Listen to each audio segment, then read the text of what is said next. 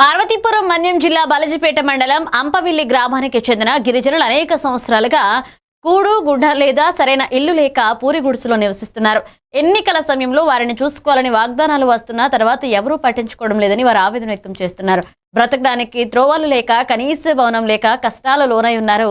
గిరిజనుల సమస్యల పరిష్కారం కోసం కలెక్టర్ కార్యాలయానికి అనేక సార్లు సంప్రదించినా ప్రతిఫలం లేదు అని గిరిజన ప్రజలు అంటున్నారు. ఇప్పుడు ఈ పిల్లలందరూ కూడా మేము ఎక్కడ చదువుకోవాలి?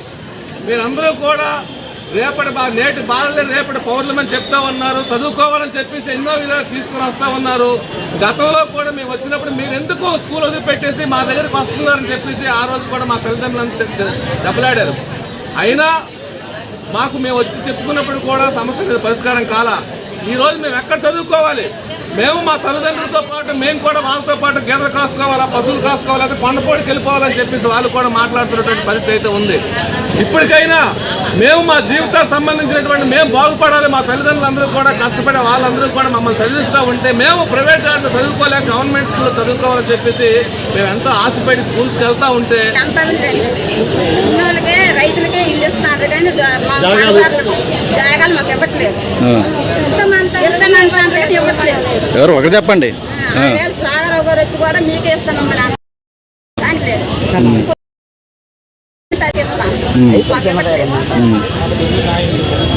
మాకు కొంచెం మీరు సాయం చేయాలి. నువ్వు చెప్పమ్మా, గట్టి గట్టి మాట్లాడు.